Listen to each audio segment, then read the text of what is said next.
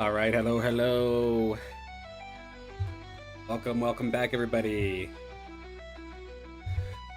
Monday morning, just after the IPL, as per usual.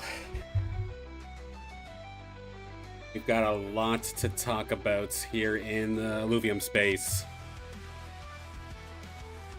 Couple of announcements, couple of interesting turnabouts of sorts.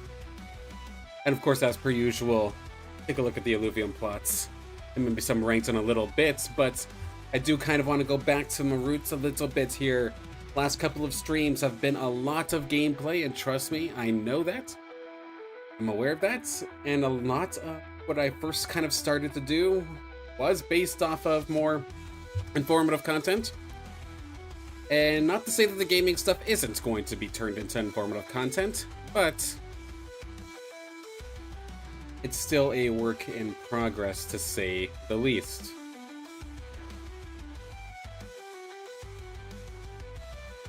Hey. So of course, again, gameplay in here for today. First off, unfortunately, for the Twitch and the X users, I do apologize, but unfortunately, it does seem that Restream themselves are having a little bit of an issue.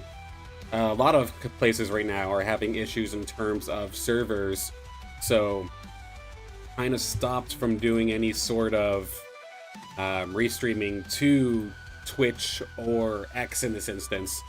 And with YouTube being my platform of choice, I will pick this one over Twitch in this.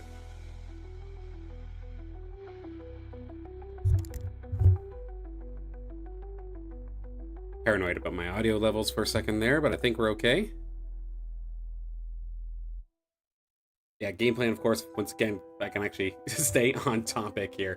So, gonna start things off. We got a couple of announcements to take a look at. A few from Illuvium, which is going to be exciting to see. I know personally I'm excited to see it.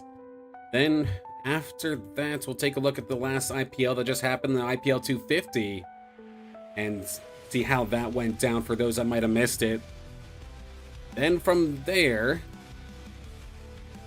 we'll take a look at some of the Illuvials, the Illuvalytics. I'm very curious to see how some Illuvials are performing. I know we kind of touched on it ever so slightly on the IPL broadcast, but I want to take a look at it again over the last 7 days or so and see how it ends up looking. What's the most popular units being used? Not necessarily the most popular compositions. That is a fantastic idea, of course, for another video sometime. I know on X some people are asking about it as well. And while I may not necessarily have the screenshots of every single winning team, that is the beauty of having the VOD. We could always go back and take a look.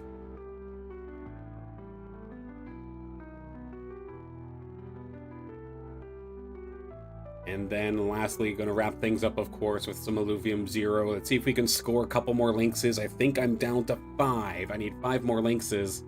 Then I'll have all the Lynx biodata, and I can start upgrading my scanners to level 3 at minimum and try and get everything there. I also have a couple of different research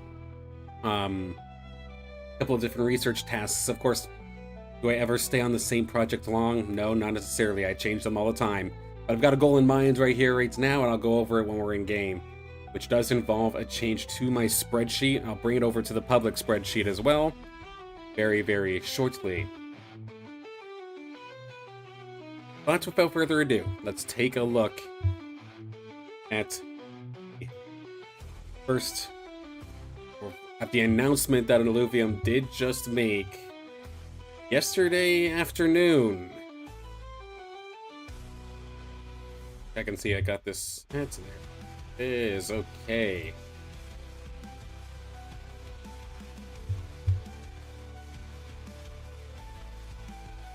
And 3, 2, 1. Here it is. Of course, we love Leviathan here, and I know personally I love Leviathan as well, and we are going to get some more. This time it's going to be Illuvium kind of partnered up with OLA to bring this Leviathan series. And it's going to perform pretty similarly to how the IPL does, with sit-and-go qualifiers into main event tournaments. Looking like there's going to be 3 weeks of it, and then a main event on or 2-day main events.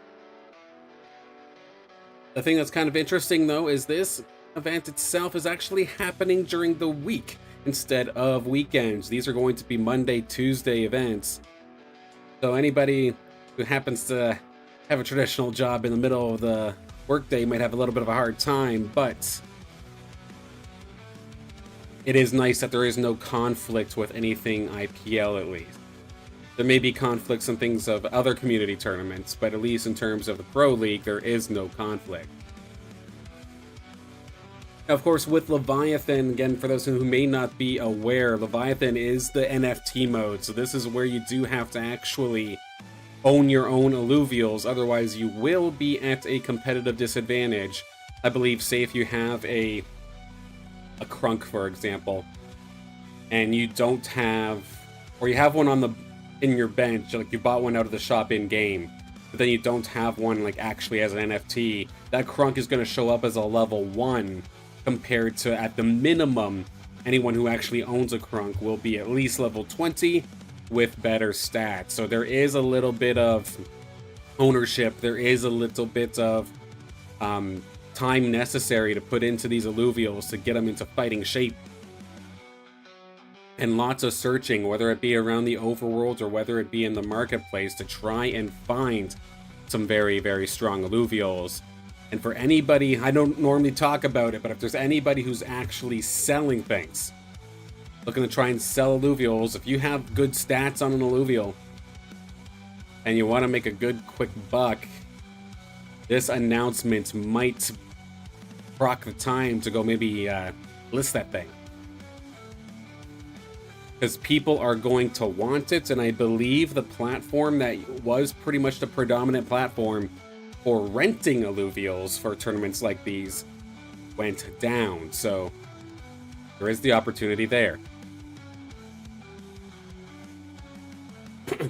I remember seeing in a AMA with Kieran Warwick at one point, like he was pointing out the fact that like there is that big opportunity right now. If you go into the Illuvium shop, relatively leveled up high stat Illuvials are extremely hard to find and rather expensive right now.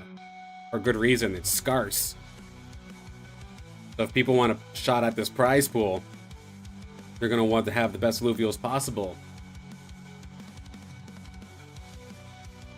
And then at least personally, why I like Leviathan is because with the traditional gauntlet, like you can have a team in your mind that you want to play, but you can pivot and like do whatever based off of what the game feeds you. Meanwhile, with Leviathan, there is the opportunity, or you kind of have to focus a little bit harder because, okay, sure, maybe I could go Mud right now, but I don't have Mud leveled. I have only like my rogues leveled up or something like that. And if there's any sort of contesting, now you're contesting with levels and stats and stuff as well. So it does add that extra layer, and knowing that these are your own Illuvials that you own makes it feel that much more interesting and more personal. We've only had a couple of these tournaments so far, I think maybe 2 or 3, and they've always been exciting, so I'm looking forward to this next one as well. Will I get the chance to cast this? I'm not 100% sure, but if the door opens, you know I'm interested.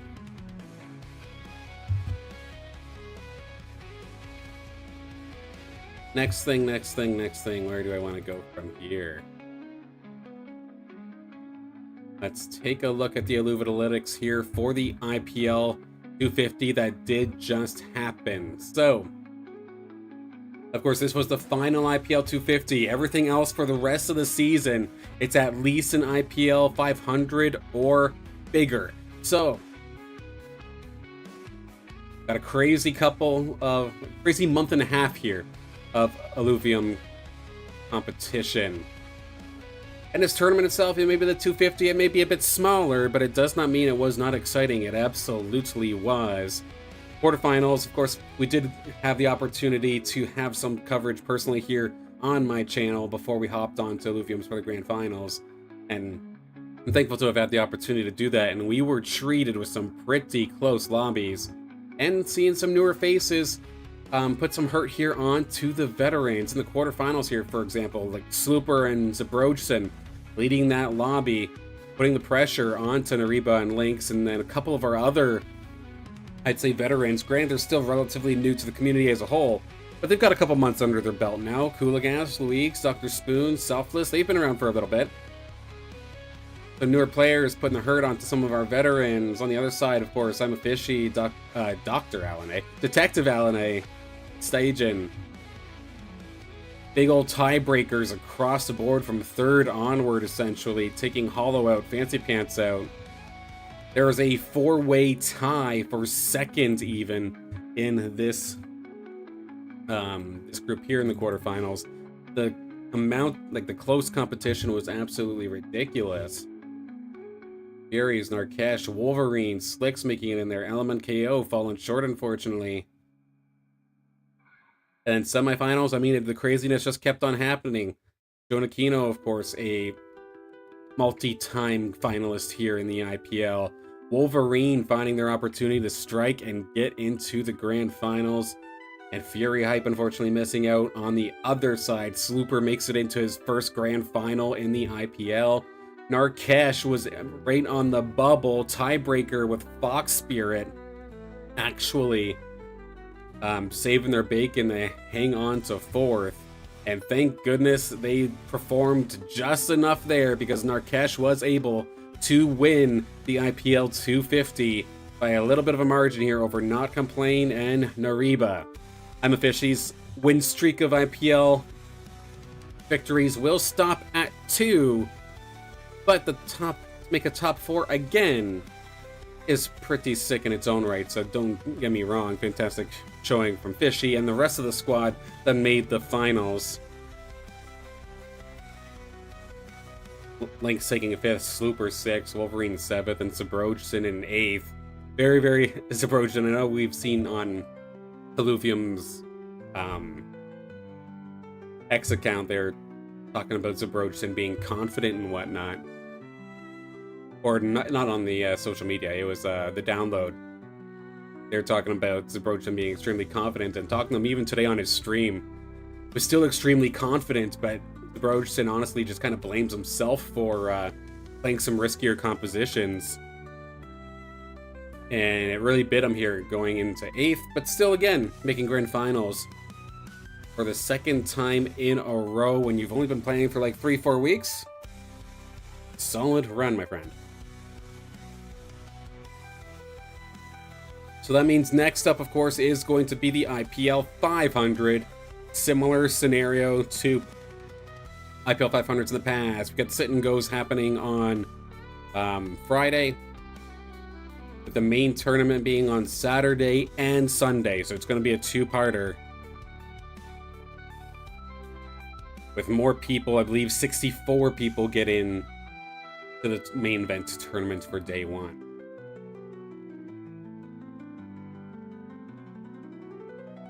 Now, I do want to take a look, because I don't have the IPL leaderboard, but I do want to take a look at the ranked leaderboard for just a moment, because it did catch me a little bit off guard. It's something I do want to check out, but I have not been given Lynx as much credit as I should. I keep looking at Fox Spirit, I keep looking at Nariba, for example, and calling them like the top of the leaderboard, when in all reality, it's actually Lynx leading the charge here by couple of points over Fancy Pants, Unhappy, and Element KO. Furies, Web3, Fox Spirit, Bukits, The Show, and Squawk. Your top players currently on the ranked leaderboard. But I'll tell you what, that gap between, let's say, 7th and onward, it starts to fall off pretty heavily. It's pretty crazy to see, though, how few games people have been playing, or not few games, how many games rather people have been playing in the last week. Considering that most of these games take about, let's say, 30 minutes on average, or 35 minutes on average. Like, Fancy Pants playing 46 games, that is absolutely incredible. Then you have people that also maybe got onto the leaderboard extremely early, ranked up, and now they could kind of chill a little bit. Like, say, for example, the show only playing 8, that's okay, and they're still holding their spot nicely. Staging with 8, holding it nicely, and so on and so forth. I know a couple players were kind of spooked at the rewards changes and maybe slowed down on the ranks a little bit because of that, but from what I understand, they did make a couple of changes since that, so hopefully everybody will enjoy that instead. And the last thing I do want to take a look at here, so your top Illuvials in terms of usage this last week. So I don't think this is King's Mode. There used to be a mode called King's Mode, where it would only show from top 4 from each game. So keep that in mind. So this is going to keep track of everybody in the lobby, but everybody just loves the Goliath. They're going to be basically splashing that in on any team. Fantastic tank to put basically anywhere. And along the same lines, the Axon being there, that makes sense too. Very, very strong early game tank, and Harbinger early is definitely quite nice. Quink seeing a lot of love here, as well as Adorado or Adorito for the support line here. Quink's more so for the CC, Adorito for the healing. And then, surprisingly to me, Coral finding a lot of playtime here. That is, of course, the Fire Bear, the middle stage evolution. Finding a lot of playtime, I guess, with Mud being very, very popular, and a lot of things that we did see over the last tournament or two, is you can splash the Chacondi or you could splash Chacoral in with a Mud team to give your Grilla Predator buffs, and it's can help execute and finish a job as if Mud didn't hit hard enough. It makes it hit that much harder. Also kind of acts as a little bit of a distraction, constantly being able to, similar to a rake, just pop in and out of smoke.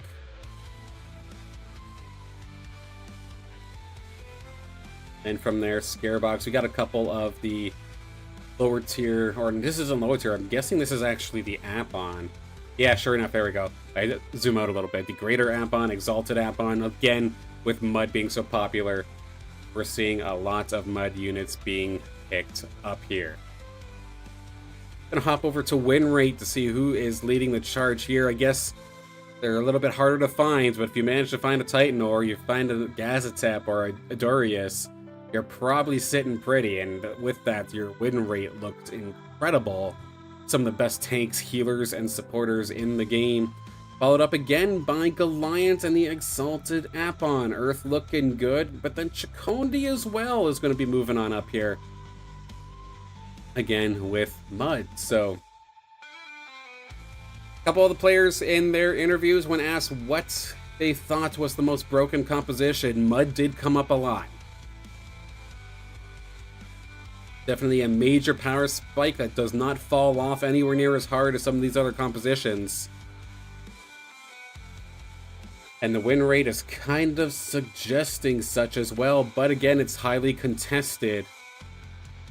What I'm really surprised that I don't see on here at all, which is making me wonder if all of the Illuvials are even on the site anymore.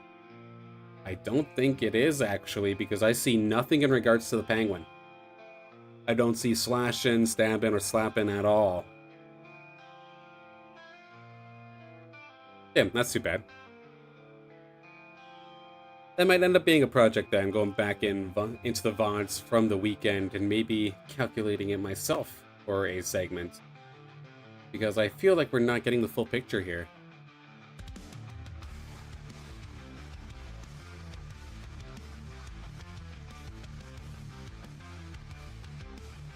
But it was interesting this last IPL seeing some of the compositions that did come out. There was a lot of, or there wasn't even necessarily a lot of Mud because it was just constantly being contested. Anybody who really went for it got stuck at 3 for a very, very long time. I think maybe only once, maybe twice did we actually see Mud get completed with the full 4. And yes, they did well when they got it, but it was oftentimes really relying on people to fall low on health to finally actually pull it off and get it, because people were just contesting it so much. Because unfortunately, like, bunker compositions kind of want the app on, usually give damage amplification buffs to the bunker, to like a Scoriox. Fighter compositions want Monkier, just to add another solid fighter to the roster. And rogues want Grilla, usually Grilla and Chuko, to round out the rogue compositions. So yes, Mud is strong, but their units are also heavily sought after, which does make it extremely difficult to actually secure in a strong lobby.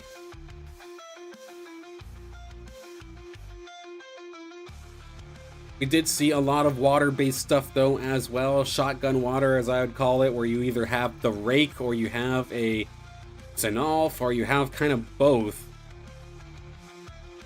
Maybe not necessarily steam-based, but you would have a very, very heavy water composition just to aim to blow up the other opponent extremely quickly, which did find some pretty serious success. We did see some bunker compositions.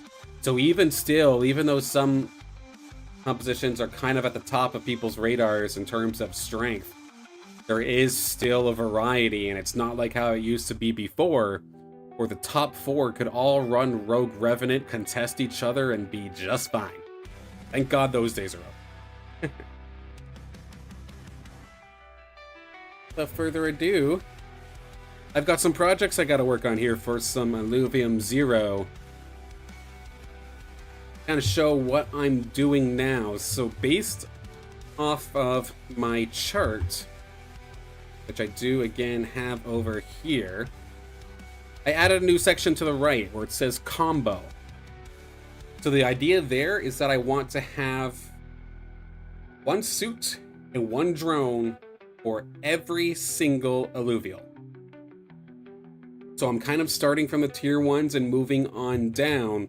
As I go back to the game itself, if I'm missing a suit or I'm missing a drone, I'm going after them first while also still running my scanners. I'm still looking for lynxes. I've got a couple more of them to go. Double check how many right now. 1, 2, 3, 4, 5 more. I'm actually so close to getting it done. Then I would successfully have all tier 1 and all tier 2 bio data from just my tier 1 land plots alone. One thing I did also do to adjust this plot in particular, I actually got rid of a bunch or 3 of my converters to open up this area down here where these storage units are, so I can actually run the path to my scanner section, so I'm not stuck on the 24-hour cycle anymore. It's down to 20. So basically, does that mean that I'm getting more Illuvials? Not necessarily. I'm still going to be essentially just getting the 1 per day. But what this does allow is if I happen to be late on setting off my scanners on any particular day and we're going into a stream day, having those extra couple of hours as a buffer is going to make it so that my scanners are actually ready for stream, instead of having to wait another hour or 2 because it was late. Let's take a look at the scanners first. Do we get anything on the first one? No. Second? Nope. Fourth? Nope. Nope, nope, nope. No scanners this time, and I did have that one off because I moved it. That set that one off as well. Now the research labs. Let's see, Gorilla. Gonna get a fact for it. Grant. Fact for the art shows.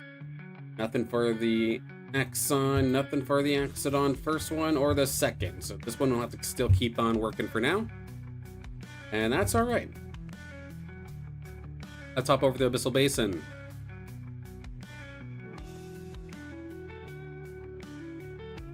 For nature, actually, it looks like I'm kind of holding myself stuck here. Is there a way that I can move this around and actually get this to work? Just barely short here. Okay.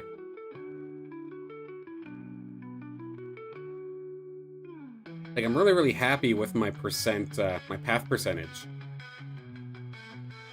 Sadly, I might have to do something similar where I get rid of a set of converters in order to section, because I don't know where else I would end up putting my scanner.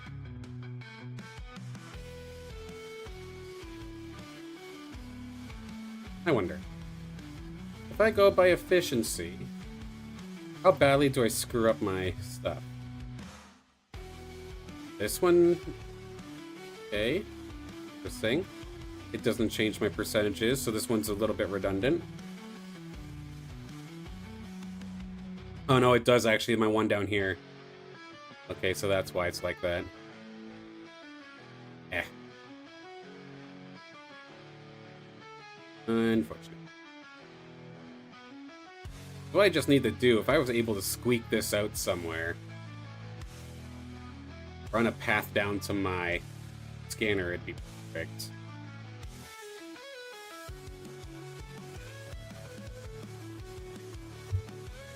Yeah, little touring about it right now. There's still going to be 30 minutes on that timer, but we still got a couple more that we could take a look at.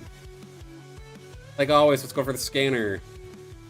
Nothing for the first one, nothing for the second.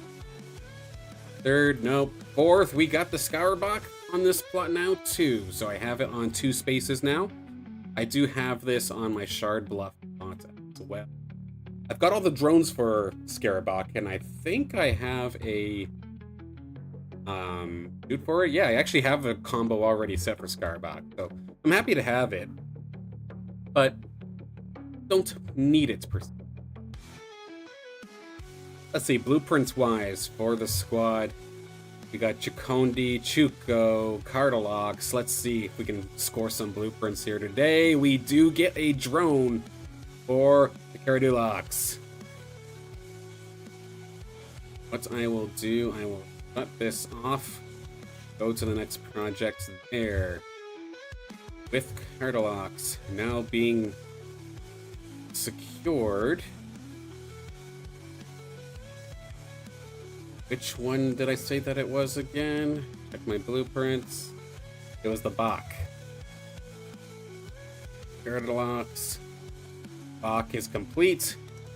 Now to secure the combo, I just need a suit.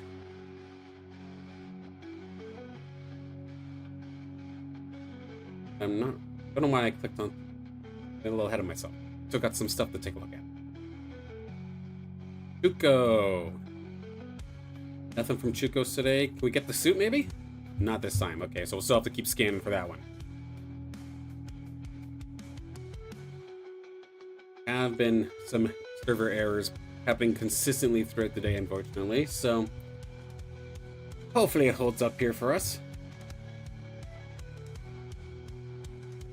Have enough, so I'll send this. Well, keep converting.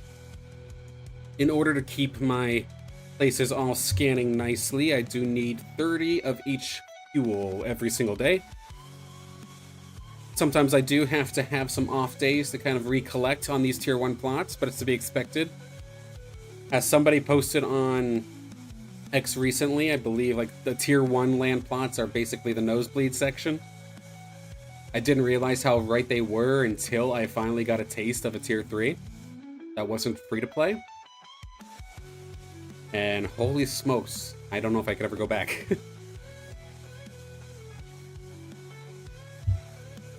Okay, so what I can then do if I went back to my sheets here, as a part of my inventory and production, I do now keep track of exactly what I'm looking at any given time. This is also an addition that I just recently made to my sheet. So, we've got the Cardalox drone. I have Greater. I think the furthest thing that I'm working on right now is Greater Monk here. Let's see. Do I have a Greater Monk here drone or suit? I do not, so that is probably what I will go for, as long as this plot actually has it.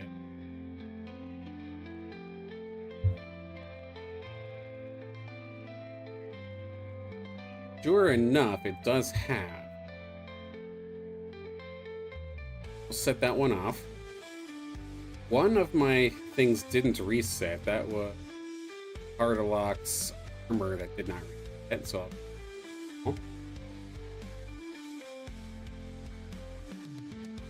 and it did the autopilot version, so I don't know exactly what it actually sent off.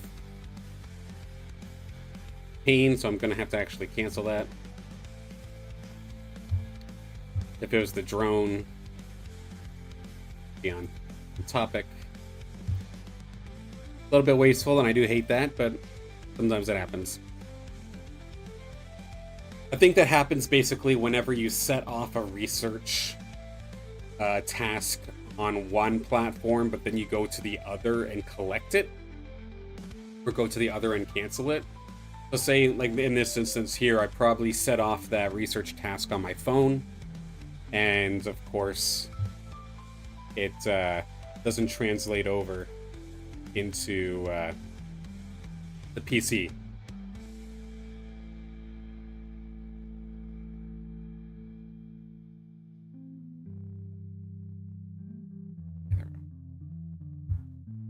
Okay, so all tasks are operational here, so we can go one more time to inventory production. I Greater Gorilla. Monkey, rather. And this one's going for arm. Okay.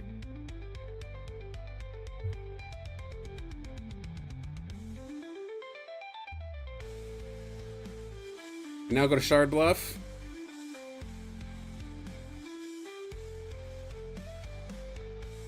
Fully loaded. This one doesn't have any issues in terms of its pathing. 16% path efficiency here. Tier 1 plots.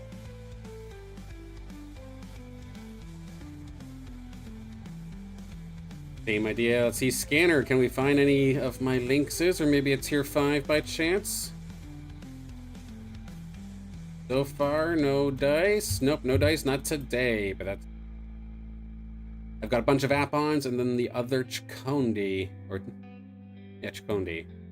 That is a lesser App-on Hilda. We've just been able to pull. There we go. Drone. We'll take out the drone.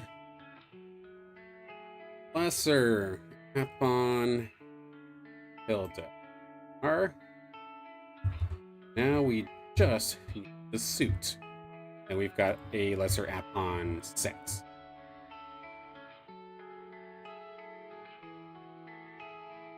Okay, Chicondi.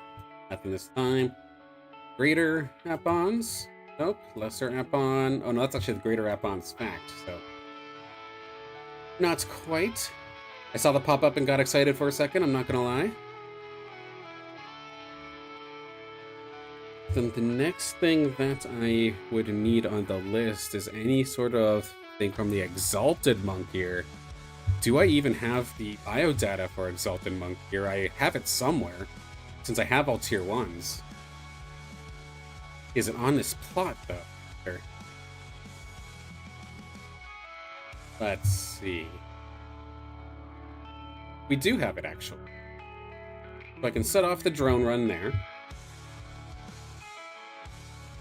And then I shall add the Exalted Monk here. Drone. Alright. That'll be my task for this plot for now. We've got one more that should be now cooking. I was able to upgrade one of my scanners, and in turn upgrade one of my data banks here on my Taiga Boreal plot, so I finally got a little bit of extra space up here in the top left. 4 more data. I don't think I'm scanning or anything too heavily right now, but I do have a couple of research tasks going on through here. Set the repeats on for now, just in case. Let's see. Right, nothing. Kuka, we've got the Kuka Warframe. And why am I going for like this tier 1s or the low-level tier 1s, for example? Because in the alpha, I do have a ton.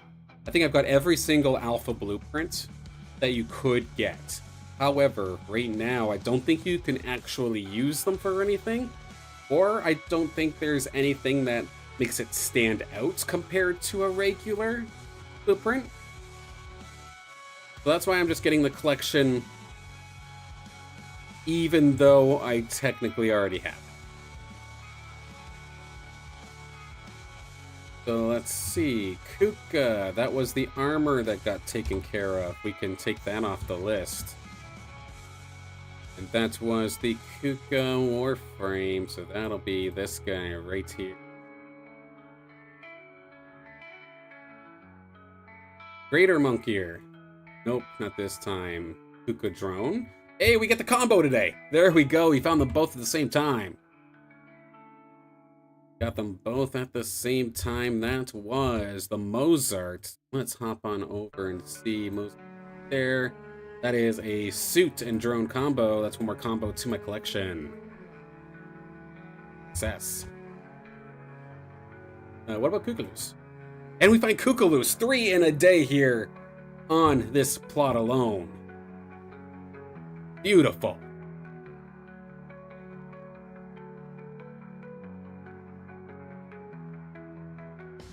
So we got rid of these here and see where we stand now.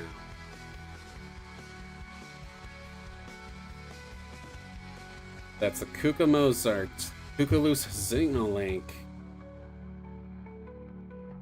Kukulus Xenolink, that's the last one there, and I already do have the Chopin. That is a second combo unlocked here today. Beautiful.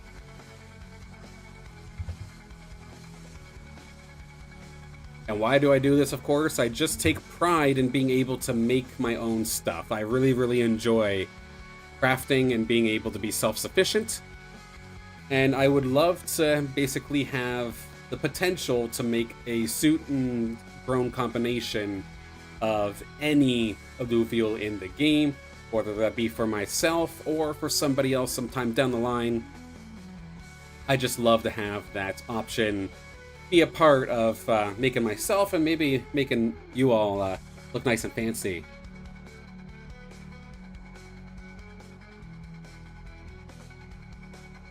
The next one on the list, because I don't think the Exalted Monkier is on this plot. Nor is the Kuka Raft. So the next one that I'm going to end up needing for combo-wise is actually Rota. I need a drone of Rota. I'm going to send the one off. Rota drone is being researched. Do I have Revo or Gyro on this? I do not. How about Rye? We're already working on the Rye suit. That's already being done. Do I have Rye Lude? No, I do not. Riley, I already have a combo for. Tofi, I already have a combo for. T-Anti. Don't have T-Anti. Then what about T-Ru? That I do not have here, or, excuse me, I have a T-Ru combo, but not the T-Ruro or the T-Biruko. So I'm a little bit stuck on research for this plot in particular. So what I can do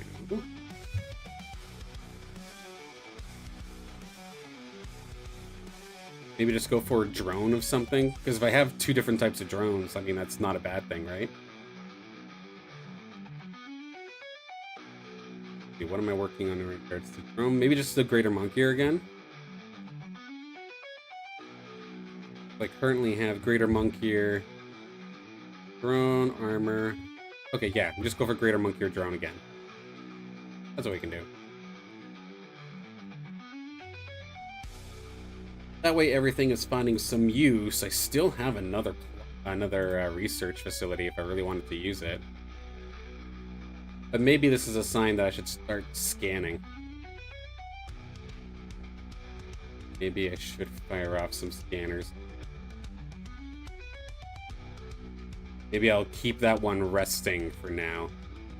Try to increase the amount of biodata that this plot in particular actually has. Maybe help speed up the process here, and if I get lucky.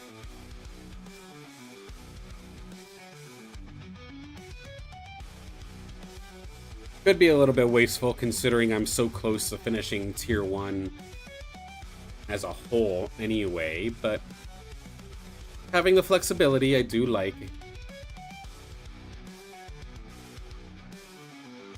And lastly, in regards to the plots, so Kuka and Kukulus can be taken off the board. We've got another Greater Monkey or Drone, I believe. Rota and I. And this Rota for what again? Oh, how quickly I forget. It's for the drone.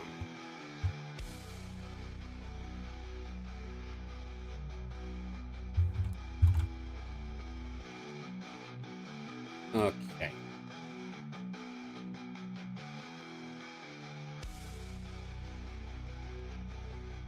Top up here, get my level up a little bit further. I'll wait until my extractor is done before taking the rest of these resources.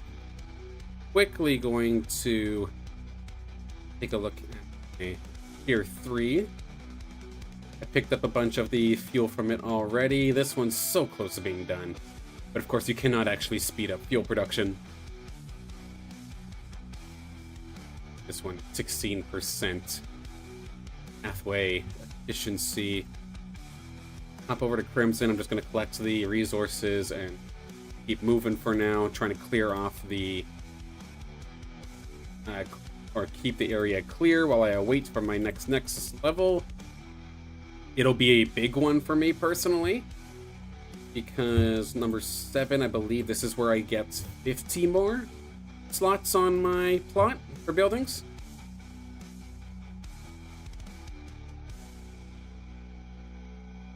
Scoop that up. And then last but not least, as a part of the recorded plot,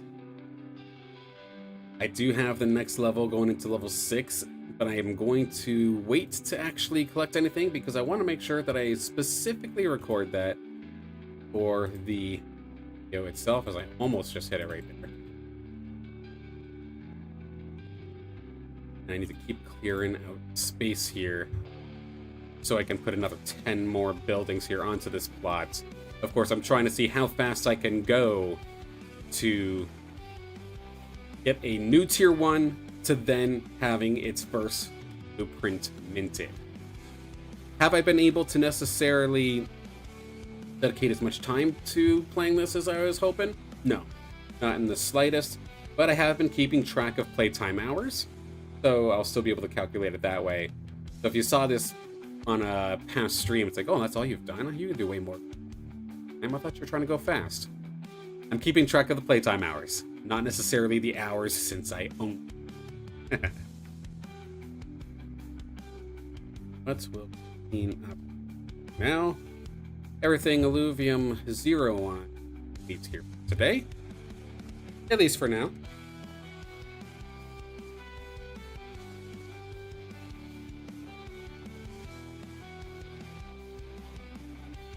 But I'm happy, I'm excited. Still plenty of exciting things around the corner here with Illuvium, of course. I sound like a shill, I realize that, but it's just because I enjoy it. Not because I'm sponsored, not because I pass on their stream or nothing like that. I'm just genuinely excited to be a part of this.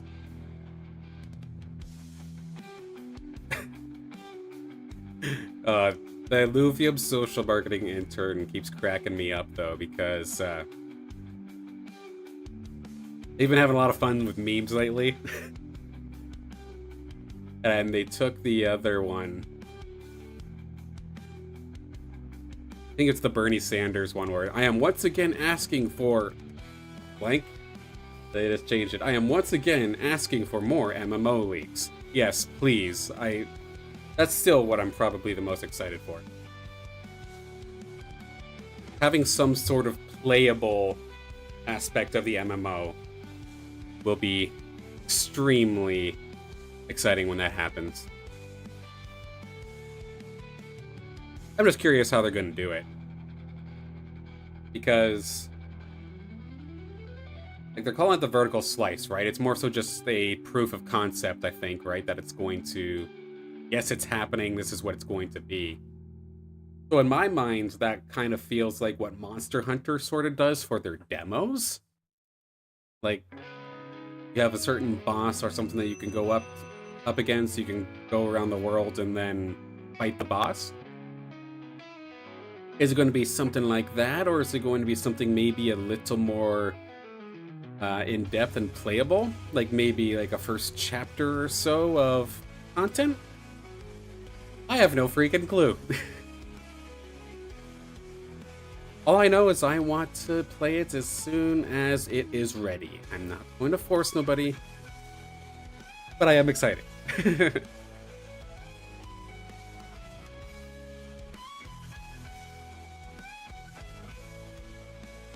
So up next, I'm going to be popping up the Illuvium Arena here in just a moment. We got about an hour, so about another game or two we can squeak in, as long as I don't get hit by Brightland steps.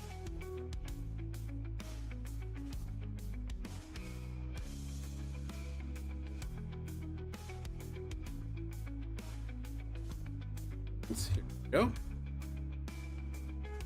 Internet not found. But I'm right here.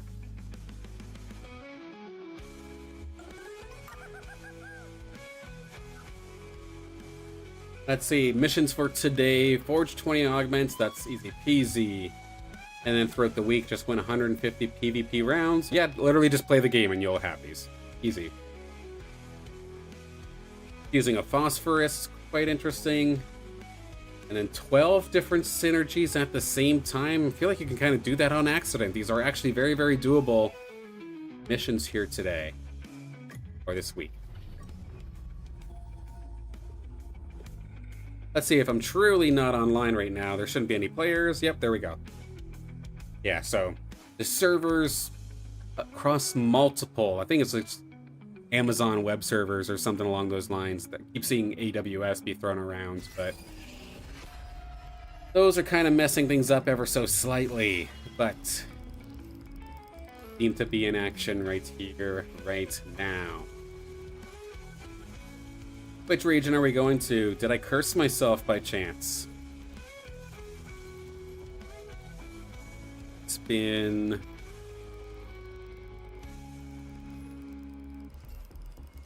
Wait for it. Wait for it.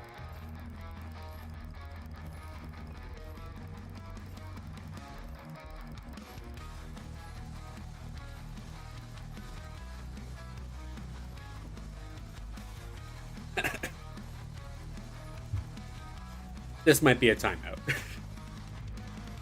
Server issues might not necessarily be completely fixed yet. Again, not Illuvium's side, but just AWS as a whole.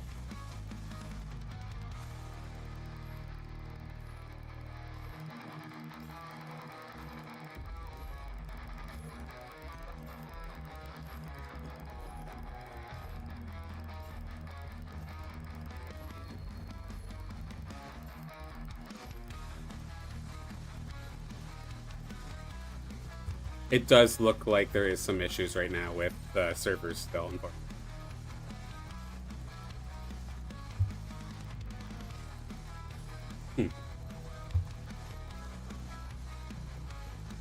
Unfortunate, but it is what it is. Keep it open here as I try to think of something additional that maybe we can do here today.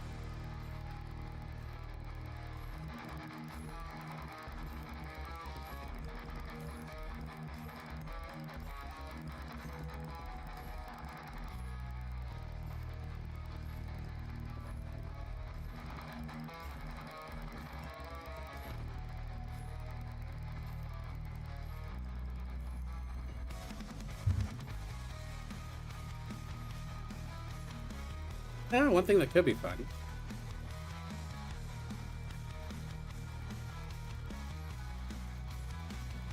See if I can. Yes. As per usual, screw it, we're doing it live.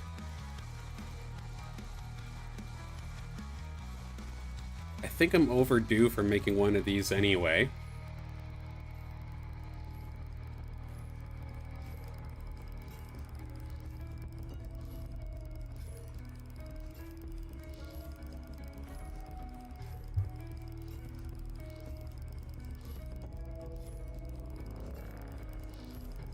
Need you to bear with me for just a moment.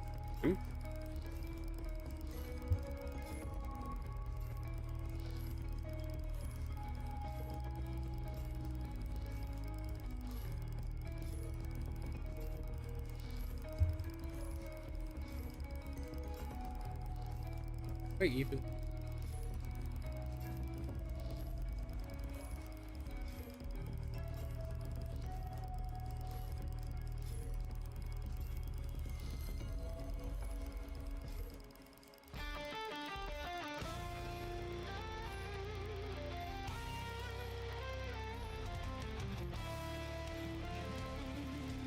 My dang this to set this up as fast as I possibly can.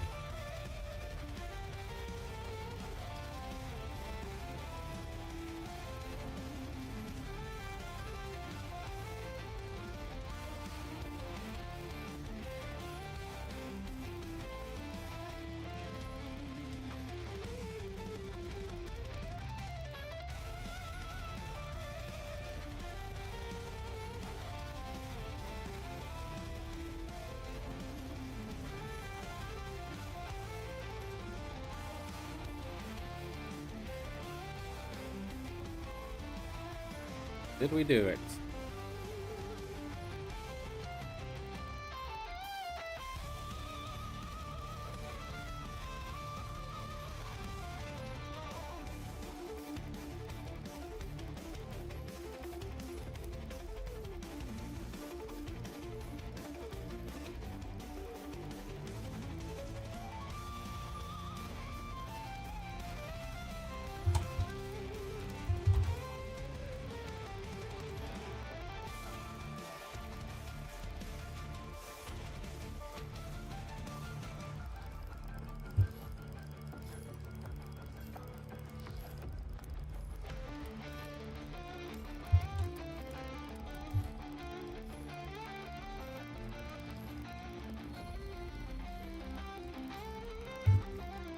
Okay, almost done.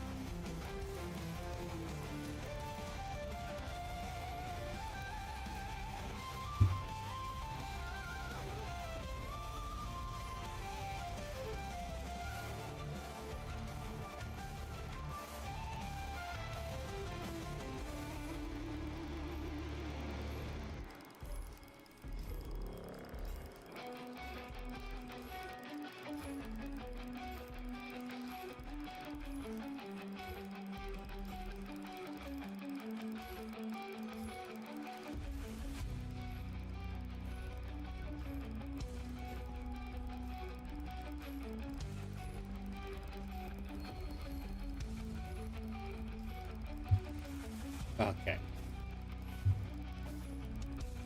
All right, impromptu. But we will still do all things considered. Again, apologies for the wait. I was hoping to get some games in, but it looks like the server issues will be shutting us down from getting that done today. So, is a little unfortunate, but here we go. Impromptu tier list. Let's go. It's been a little bit since we did this, and it's long overdue, but let's have a little fun, why don't we? compared to past tier lists, I changed up the way that I'm going to be thinking about this a little bit. So in terms of the way that I'm ranking things, at the very, very top in the purple, your royalty of sorts in the game. This is the point where if you get the right augments, the right drone, right items, whatever, even if you don't necessarily get the perfect augments,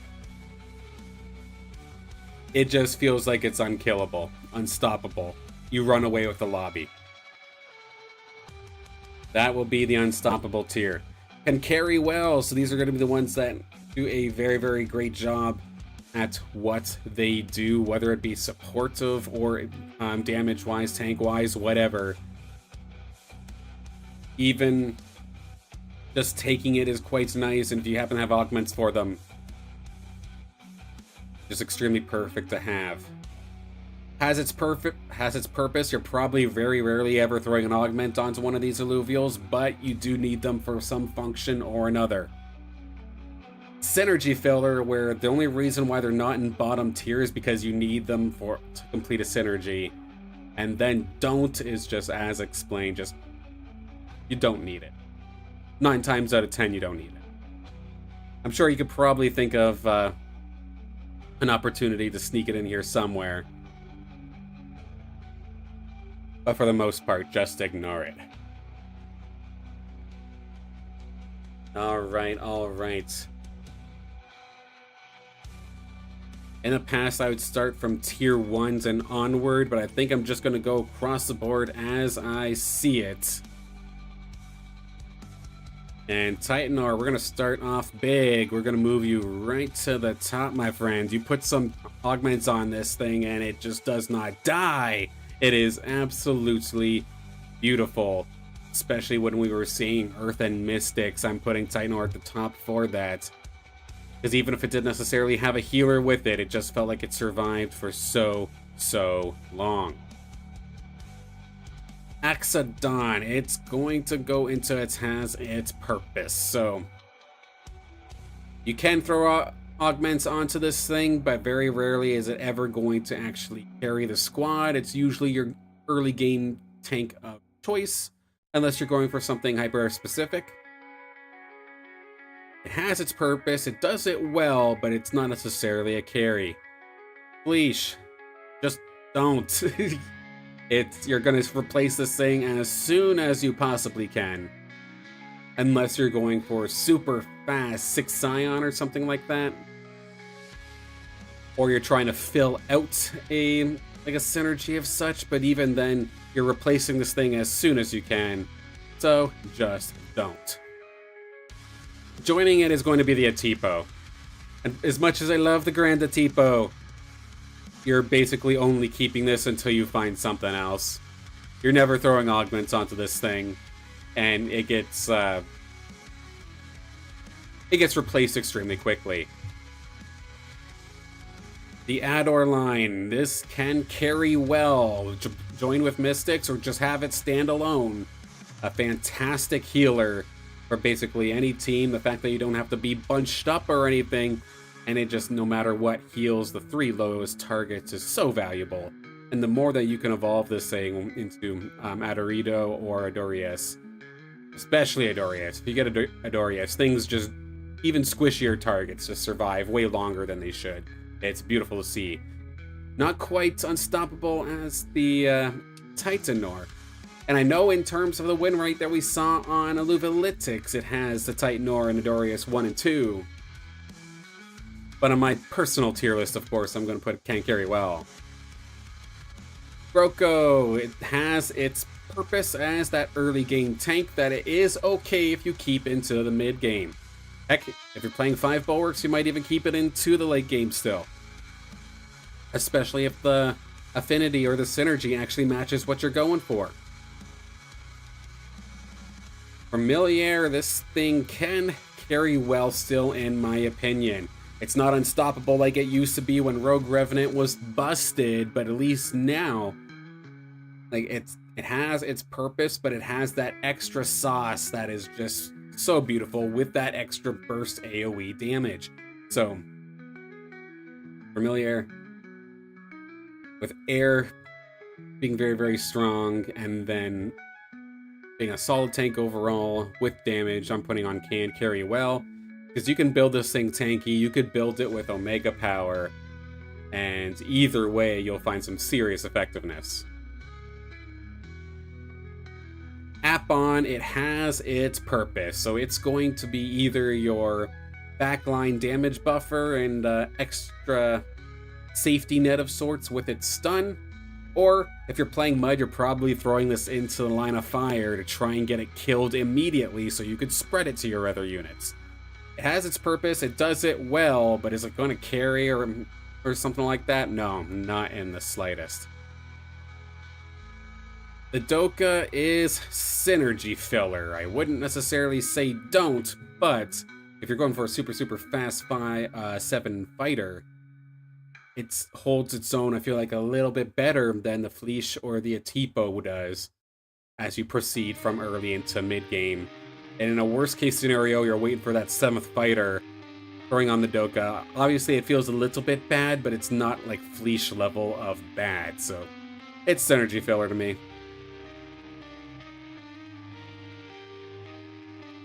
Alright, the Kuka Wrap. So this thing has grown on me a little bit before I put into have its purpose, but it can carry well, actually, in my opinion now.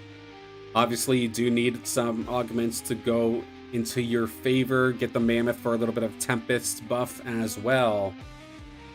But this thing can be extremely annoying. It's, as I would say when I would play my Shock compositions, for example, with Kuka Wrap.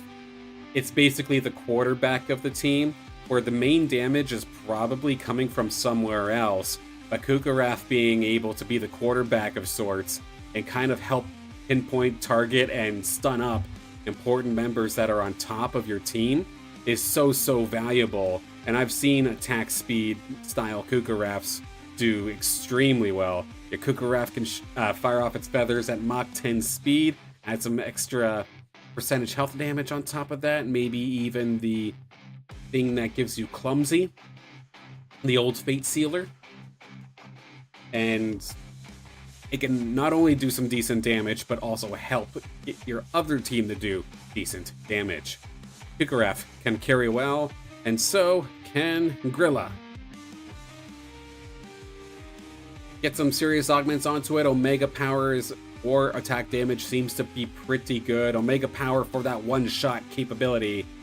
The attack damage for maybe a little bit more consistency, but the only thing is if you're running Grilla, you're probably running Rogues or you're running Mud, and you probably have those attack augments on another different Illuvial.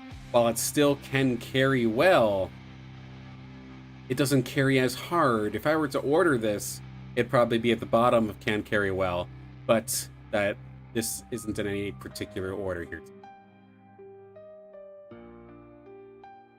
In terms of my dear Lynxes,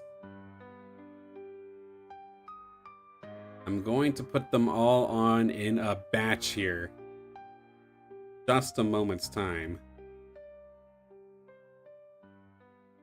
Because we did just see in the IPL this week how deadly these Lynxes can be, even the tank ones.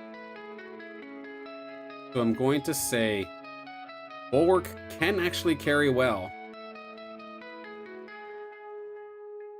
Rogue, same thing. Virtuous, same thing. You know what? This might just be basically all of them up there, with the exception of my favorite one, the Scion, where it has its purpose. So let me explain a little bit for these Lynxes. Of course, very, very similar mindset to what I had before, but basically, like, we can see, throw some augments onto the Stoic Lynx, for example, especially if you happen to have the Stoic Terror Lynx like we saw in the IPL last weekend, where the thing just doesn't die. It does such a good job of just disrupting. Like, a fully loaded slash-in would easily take 10-15 seconds to, or maybe like, or so like 7 to 12 seconds to chew through one of these things. But it's getting stunned up the entire time. Other Illuvials can turn and burn onto it. It's extremely good. And similar nature here with the rogue links, being able to just blow up a target. So incredible. Load this thing up with Omega Power if you want that one-shot capability, but then similar nature to the Gorilla, you can give it attack damage for a little bit more consistency as well. But it's just a very, very great unit overall. It does not fall off anywhere near as hard as, say, the Arcane version of the Lynx. The Virtuous Lynxes are basically always welcome in bunker compositions. We see a lot of nature fire with a little bit of magma, for example, with the Scoriox. Normally it's Archos' job to do the healing there. But if you can replace Archos with the Virtuous Lynx, it's just that much better. If you could somehow pair them together, that bunker just does not die. And with that, it'll go into can carry well. And the last one, the fighter one, I'm maybe not necessarily as convinced with, but similar to the Rogue Lynx, just instead of Omega Power, I'd probably stack this with attack damage. Especially if you're going for fighters anyway, this can be your super carry until you find like Forest or like a Lance or something like that. But no bite. It's still good. I think it can carry well. Can't be said necessarily for the Arcane Lynx, though. Again, it's still just very, very unpredictable. Lots of consistency issues due to its retargeting and how it actually fires off. Of course, you stack this thing up with Omega Power, you can absolutely one-shot a backline, an entire backline if you line it up properly. But the consistency is just not there, and once you get to the late game, if you have Omega Power augments onto this and you have some sort of Scion component to your team, I would 100% switch out the augments from the Lynx to, say, my Octius, or from the Lynx to the Sinolf, for example, for maybe just a tiny bit more consistency, unless you see the absolute perfect opportunity where you can line them up and they're just going to let you shoot a line through them. Then it's kind of beautiful to keep it on the Lynx, but at the same time, you could always just give that to Sinolf and it'll do basically the same thing, but just a little bit more of a narrow margin. So it has its purpose. It's amazing early mid-game, and can definitely carry then, it just can't carry late. So its purpose can be for early game domination. Lotto, you're going up there as well with the can carry, because these things can be basically not unkillable, but the blind definitely helps you stay alive that much longer. If you were able to get the wildfire and keep this thing sustained for a little bit, it is quite nice. But just being able to get that, what's likely your third Aegis, to supercharge another DPS Illuvial is so valuable. And with that, while I'm putting it in can carry well, it's more so because having this lets you set up your carry to carry well. And I still think very highly of it. I'm going to put it up there into the almost top tier. Chakondi, before I would put this down into either don't or synergy filler, but now I'm going to move it up to where it has its purpose, and that is to be an additional dive buddy on mud teams to allow for your gorilla to get the predator buff. You can almost kind of use this as a rogue's tank of sorts early on, even if you really wanted to. I've been seeing in the IPL a lot more lately where some of these like mid-game rounds are coming down to a Chakondi plus like a backline carry or something like that, and the Chakondi does end up winning. So it definitely has its purpose now. It's not just here for synergy filling anymore. While it does just kind of get splashed into rogue teams, it has that extra synergy with Mud right now for that extra little bit of firepower. So I'm moving it up, I think a little bit higher of it. Which channel will go up to it. It has its purpose. The Mammoth is going into the A slot. Harbinger, of course, if you can manage to get it, is quite strong.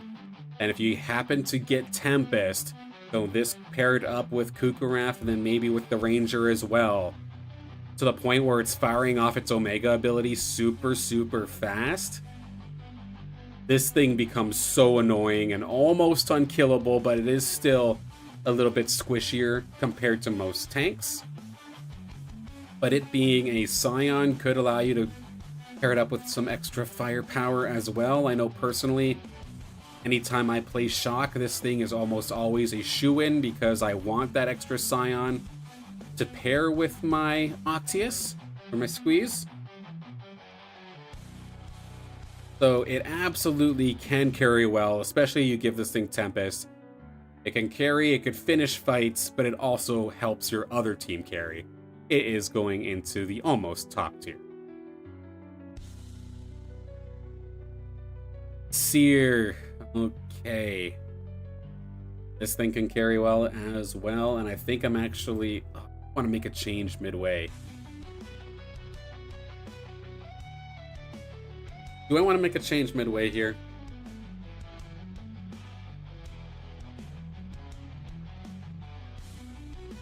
No, I think I'll keep it as is.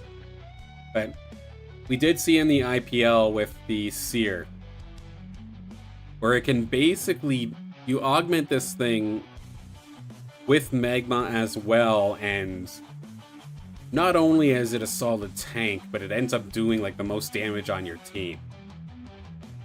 I understand why it's so highly contested now as a bulwark, because even though it's a bulwark, even though it's a tank, it basically can top your DPS charts if you position it into the right spot and into the right alluvials.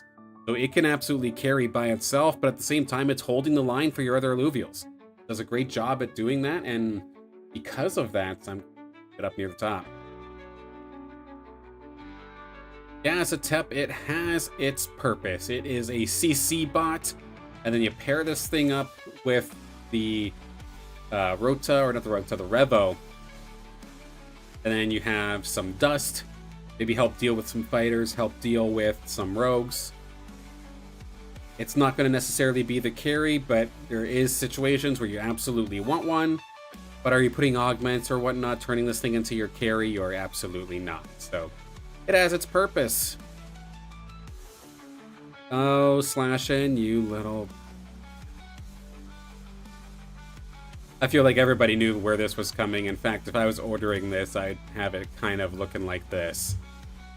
Because the right augments, the right team around this, the right synergies, and this thing just does not die. It's the only thing still, even in the game, that I would call busted.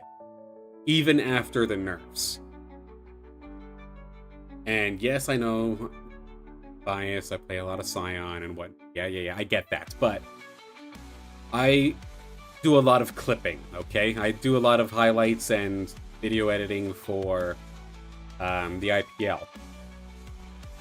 And I've gotten numb to seeing Slashins close out a 1v5.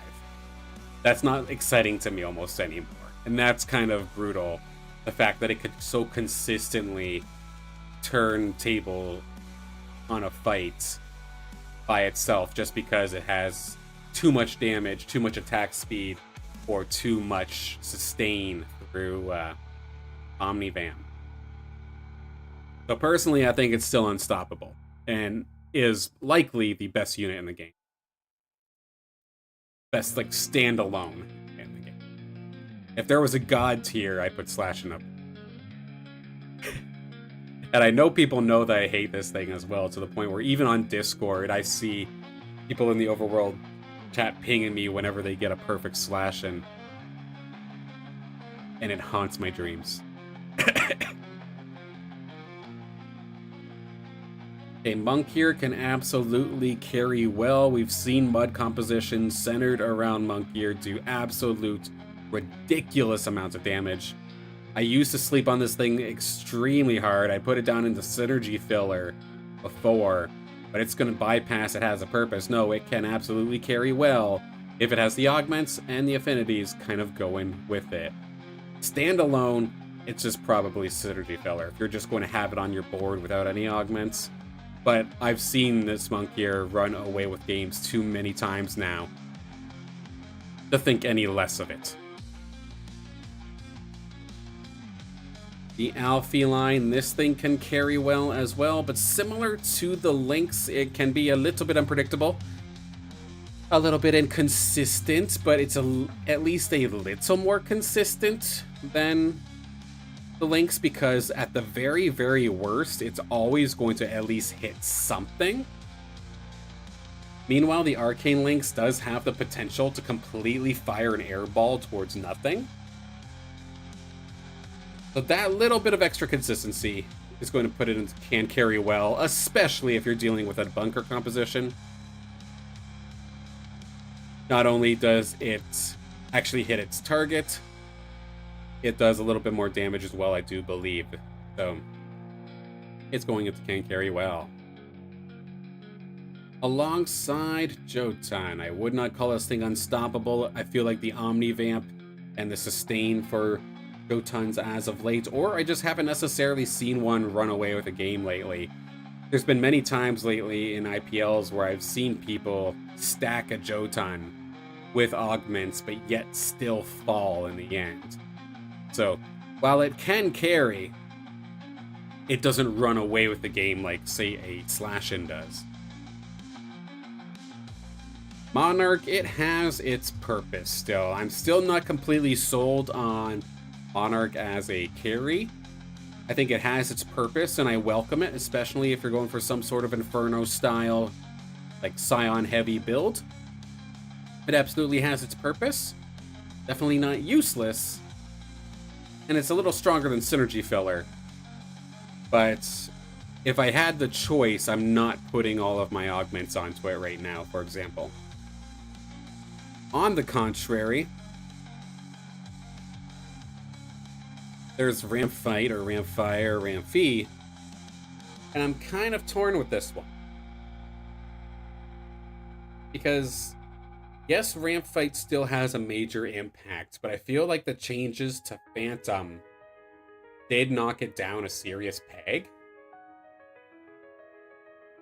The fact that it can't have its Omega crit anymore makes those one-shots much less likely to happen. It still does great damage, but not the same as before, so I think it's just going to stay and can carry well. Still has probably the coolest Omega in the game, and by style points, it's still leading the charge, but not necessarily unstoppable anymore. Riley, so before I would put this into Synergy Filler. However, I feel like it does kind of have its purpose now. Gonna bump it up ever so slightly, and that of course is more so to shock compositions. Because in those kind of compositions, it can absolutely flourish as your carry, to the point where you can even maybe put some augments onto it early. But eventually, you're probably moving your augments to a different fighter, or to a different Illuvial. But I also don't feel terrible if I still have it on right. It can get the, like, it can rarely get the job done. I'd much rather it have it onto a Lynx or a Polar Bear or something. But it has its purpose, has the supportive fighter, and then of course being able to enable shock as well is quite nice.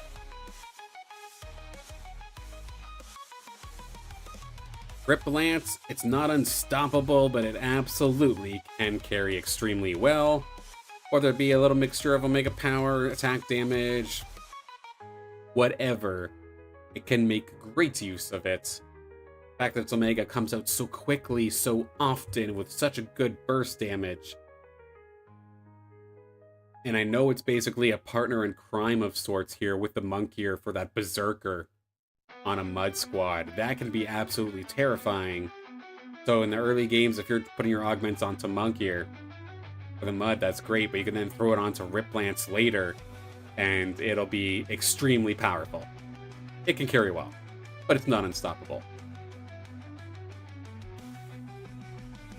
Blazonite, similar scenario, I think. While it might be an empath, you can absolutely treat this thing like an AD carry of sorts. That also has the ability to interrupt with that AoE tornado, of course.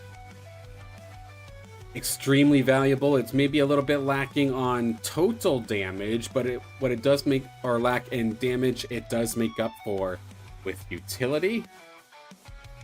And it can absolutely carry very, very well. I know I joke about the super chickens, the machine gun Burnites and Blazonites. They can be very, very strong, so they can carry well. Gnarl right now, it has its purpose, and its purpose is to die on a rogue team, basically. Where the rogue player ends up picking up the Verdant Cleaver, or the Nature Rogue weapon.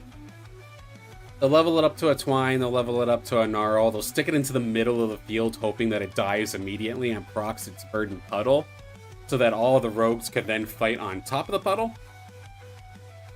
That's basically its purpose, but it can also be put onto a bunker composition that's focused around nature, paired up with Archelion, of course, and you can get like Verdant and the purpose to sustain a corner. So it has its purpose, but its purpose is basically just to die, and that is basically it. With a little cherry on top of being able to do interrupts with its root. But it's not carrying your game.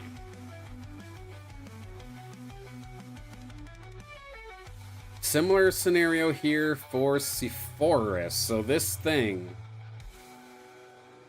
like, it's nice to have. You can proc early Invoker, which is nice, but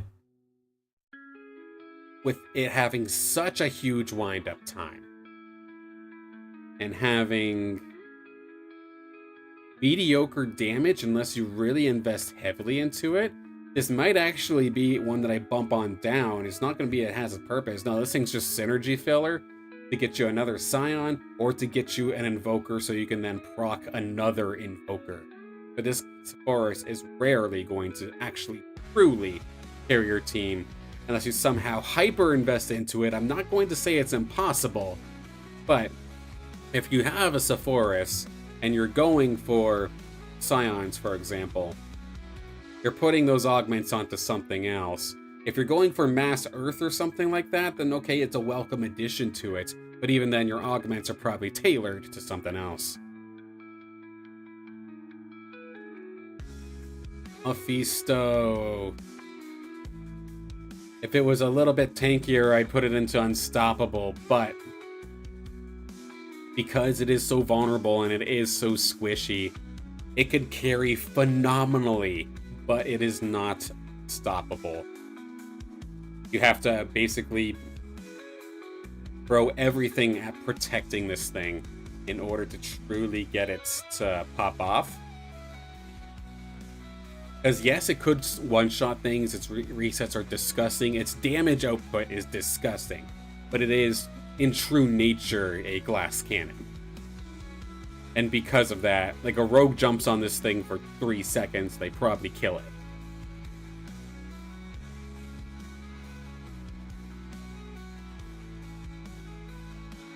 Gyro, this thing has its purpose, and it's just to be annoying. So pair this up with a Quinks, and you get Dust, right?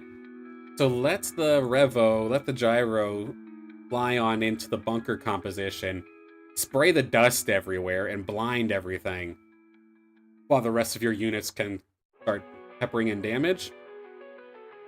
That is a beautiful time. And it definitely has its purpose. It's very, very utility-based, even though it is a rogue, and you think of rogues more so for its damage output. But it's no longer, in my opinion, just a synergy filler. It used to be, in my opinion. But now that I've become more knowledgeable in the game itself and seeing how effective Dust can be, I will bump it up at least a little bit.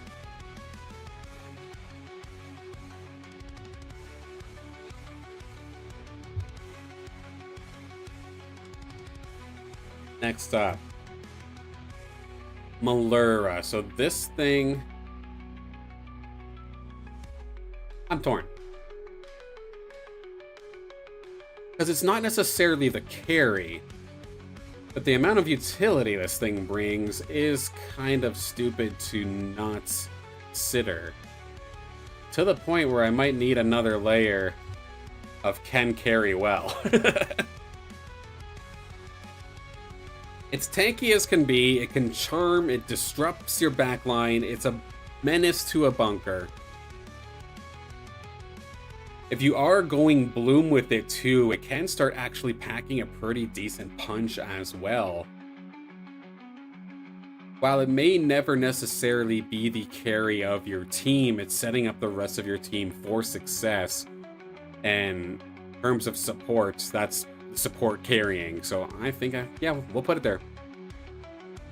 Can carry well. Alongside with our next three, actually. We'll go there. I'll start off with Skoriox, though, of course. So, the bunker composition's main DPS, alongside Earth with Magma most often than not. The traditional glass cannon, attack, damage, carry, machine gun. Keep this thing nice and safe. Let it ramp up with some additional attack speed, and you get percentage health attack damage thing as well. It can be absolutely devastating. It's definitely not unstoppable. I've seen many times where an Exalted Gorilla or something goes in and one-shots it. The Sinalf or even Lynxes can very well position very nicely to be able to not one-shot it, but take it out quickly. So it can absolutely carry, but you gotta really protect this thing. And you have to position it extremely well, because people see Skoriox and it's immediate into their head that, okay, this thing's a carry, I need to shut this thing down now. And people have gotten better at picking these things off. Phosphorus. Extremely good, but I would not put it into unstoppable.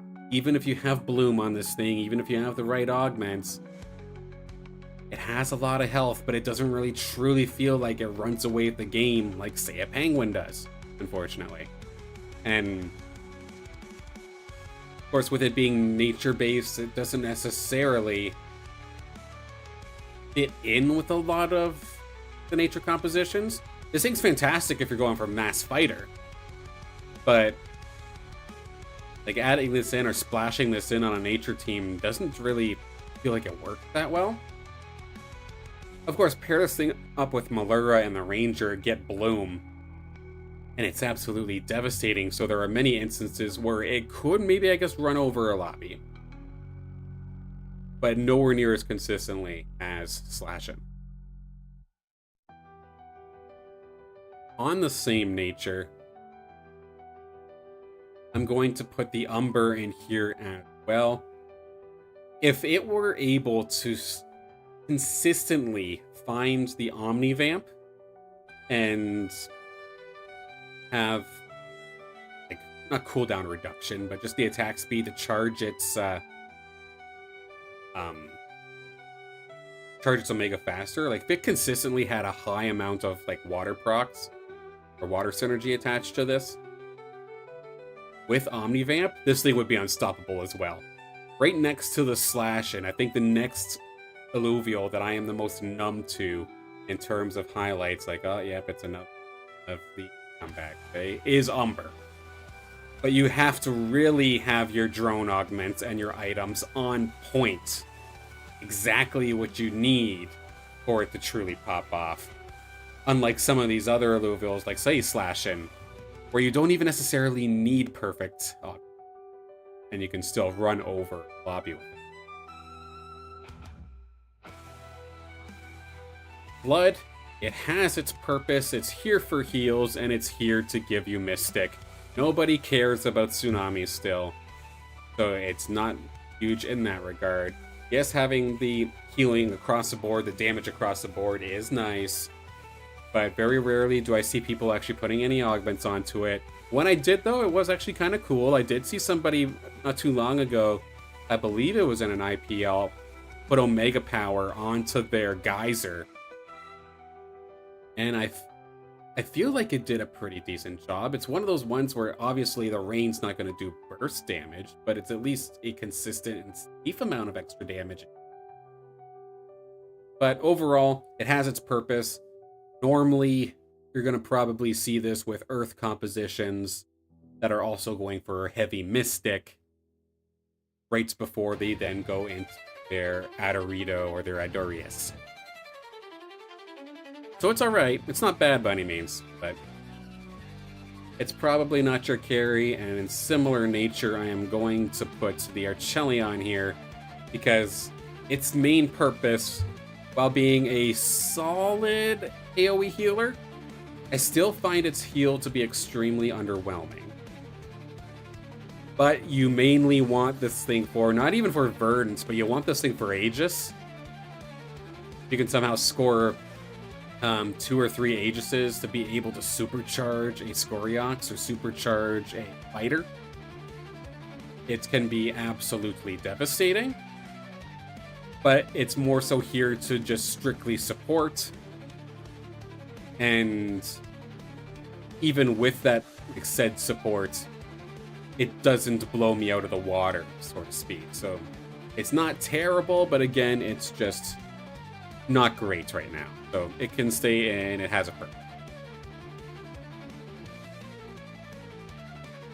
The Valente. This thing is going into synergy filler to help you mass rogues quickly, and then having maybe a little bit of an extra silence on the team if you really, really need it for a certain fight. It's kind of nice, but usually you're rushing 7 rogues with the Valente in hand, maybe going into the early stages of the mid game. But as soon as you find you find your 8th rogue, you're subbing this thing out. But at least it doesn't feel super terrible while you have it. So that's why I put it at the synergy filler compared to just Dom.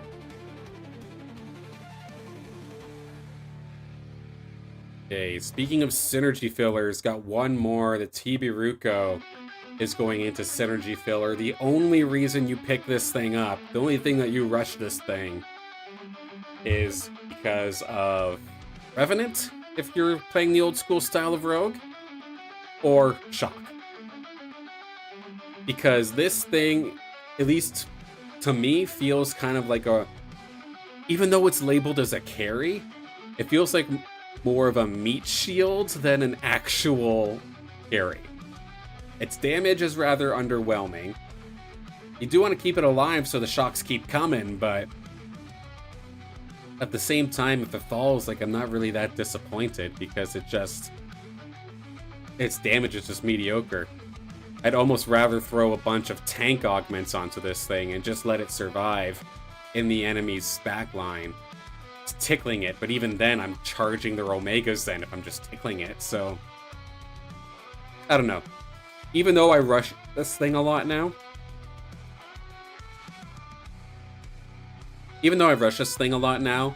with stock compositions, it is literally specifically for the synergy. Last but not least, Paradulox. It is in the same spot as the Axodon for me as just a relatively solid early game tank, and if you can get it into its fully evolved form, the Cardilox, it is solid, but in terms of pure tanks, there's other tanks that do it better. Its Omega can be rather underwhelming at times. Of course, it just kind of taunts them into it. So if anything, it just kind of dies. Where it really starts to pop off is if you're going for Colossus, but let's be honest, how often do you actually get to use Colossus right now? You need, in order to get to Colossus, you need to get this thing leveled up and then pair it with your Ranger, so you get the 2. Sure. But if you're trying to make that like a core of your strategy of sorts, you then need a Gnarl which is probably getting contested by rogues. And then you need to get a Titanor, which is a tier 5 fully evolved Illuvial. You're probably not finding it. So in order to get the max out of this Cardalox, a lot of things really have to go your way. And God forbid, like, say you even do have 4 Colossus, the augments I'm not putting on the Cardalox. I'm putting it on my Titanor. I'm putting it on my Gnarl. So it has its purpose. It's a fantastic early game tank. Even into the mid game, it does its job fine. But unless you're specifically going for water, there are other tanks doing a better job than it. And then, of course, it being its partner of sorts with the Rip Lance for the Toxic is quite nice as well, don't get me wrong. And that's what's keeping me from putting it into Synergy Filler. Because it does have its applications, but it's never my go-to as the carry of sorts, or I don't expect much of a Cardalox. I know it's there to just absorb shots, and I really don't expect much else. But with that, there we go. It's been a little bit of a long time since we've done a tier list of sorts here. I know I didn't necessarily do it the exact kind of style as the last one, but I feel like the list looks relatively similar. But the nice part about this, with the current state of the Illuvials and Illuvium, is that there are a lot of things that can carry well. There are a lot of things that have its purpose. And even the things that I find borderline useless still have something niche that they can do. There's always a purpose for pretty much every single Illuvial, with maybe the exception of the Fleesh and the Atipo, where the only reason I would keep them is if I'm rushing 6 Scion, which why would I be rushing 6 Scion? Or if I was trying to rush 9 Empath, which again, in this current state of the game, why would I be running and rushing 9 Empath? That's not something that really happens right now. So, that's why they're just down in don't. But other than those two, I'm genuinely pretty happy with everybody on the list. Even the ones in Unstoppable. Like Titanor, it's a stage 3 tier 5 unit.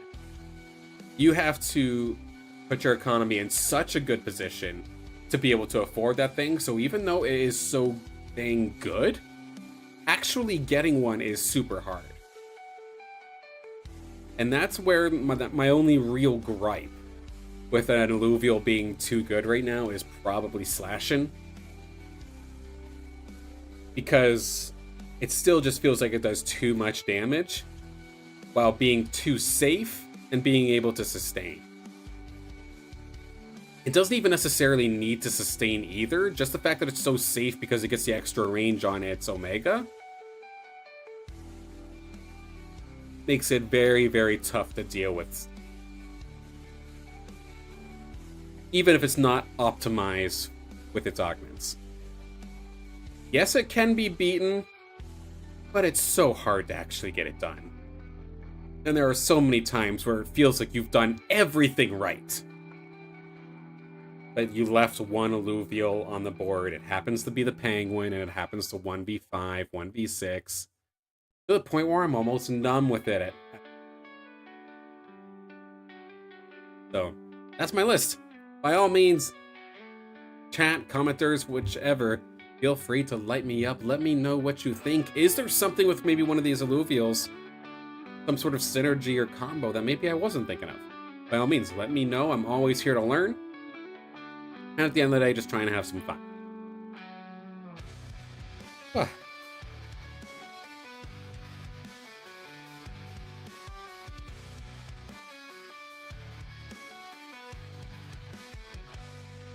Is there any chance that Illuvium is back?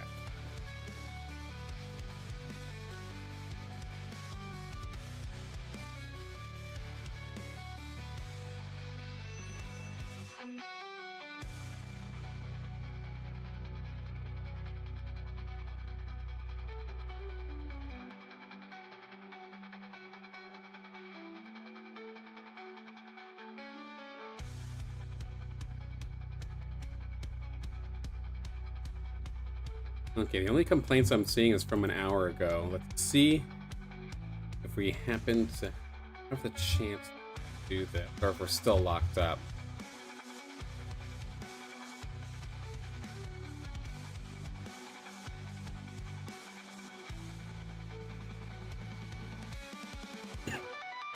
There is a chance that we could still just be out of luck. We'll see.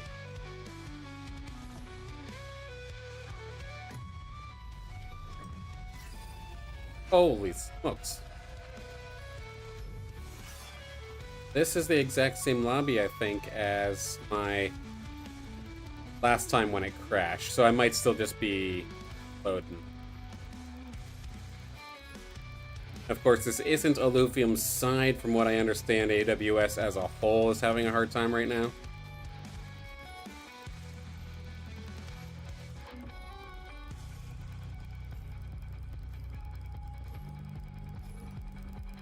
Maybe it recognized that the game was... Oh, no. Yeah. Yeah, we're cooked still right now from the server side.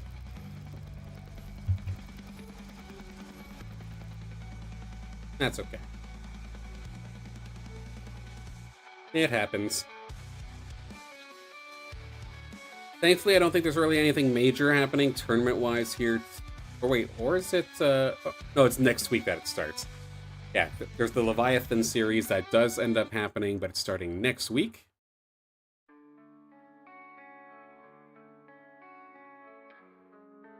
And I think due to all of the issues and whatnot, I know it's a tiny bit early, but I'll come chill for a few minutes, but I might end up calling it soon.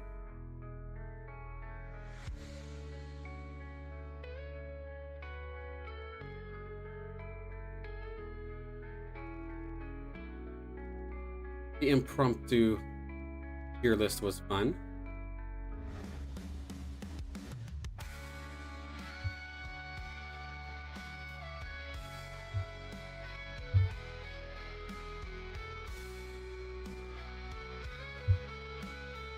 If I think there's anything else I have set up that I could possibly do for these next couple of minutes here.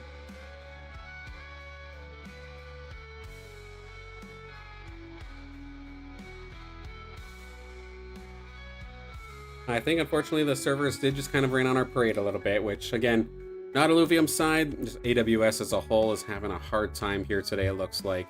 They've been having a hard time over the last couple of hours, so I do hope that gets fixed up very, very soon, especially for later on this week. Of course, going to try and stream again here on Wednesday. Hopefully, we'll be back to multi-streaming with Twitch and X. I do feel bad that I'm just on YouTube, but of course it's the platform that I not trust the most, but it's the one that I prefer the most.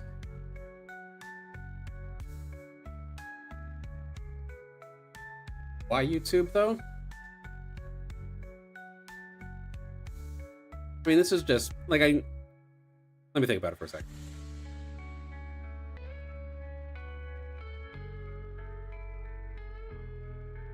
With the 3 platforms right now, like, X is always just a bonus. I'm never going to be upset throwing my stream onto X. But I know, like, personally, when I grew up with esports, started working in esports, it was always Twitch. Everything had to be Twitch.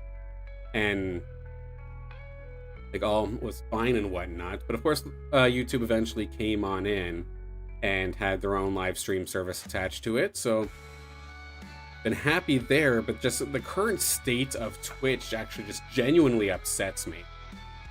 And I know there's just too many instances to count where I just don't trust Twitch at all.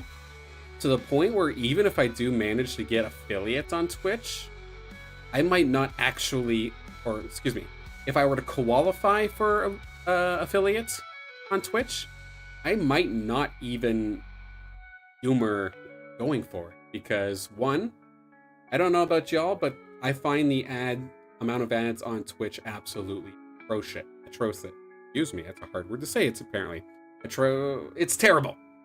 The amount of ads on Twitch is just straight up terrible. I know I was trying to watch Zabrochen's stream earlier, and right at the beginning of the game, an ad break popped up for them. And I'm like, okay, here's an opportunity. I'll go to bathroom, get ready for stream and whatnot. I probably took 5 minutes. I came back and there was still ads running. And that's unbelievable. I cannot stand that. There's nothing. That's why I've stopped personally watching a ton of Twitch. I only watch Twitch now if the creator that I'm watching doesn't do multi-streaming and only exclusively does Twitch. And even then, I have to really like you as a creator in order to watch you on Twitch. I very well, like, for some of these people that have, like, say, a separate VODs channel, I will wait for the VOD instead of watching you live if it's on Twitch.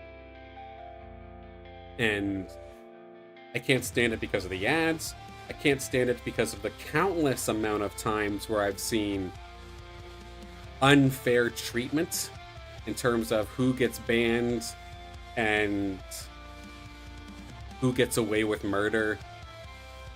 And there's plenty, of course, like, examples of it. It doesn't necessarily affect me personally, but I do see it, and it is hurtful to see.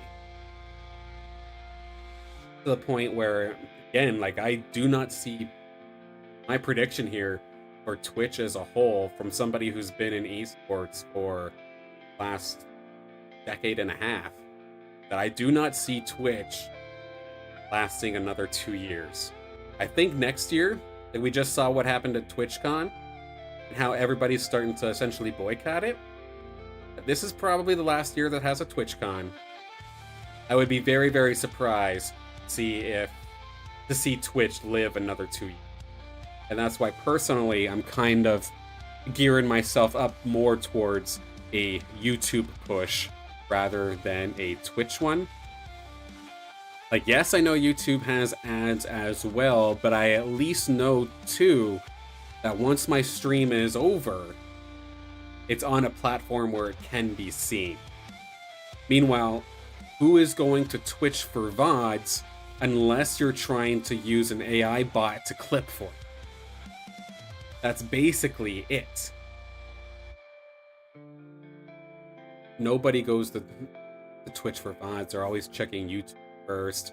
And then if you're not feeling Twitch, just want to watch like a well-edited video, you're on YouTube anyway. And I'd rather focus on that, which I know personally I really need to get back on. I've got a ton of shorts and whatnot, but I haven't made anything long-term or any sort of long-form content in a good month or two, and I really need to hop back on that. Definitely got a little bit busier than what I used to, but still needs to be done.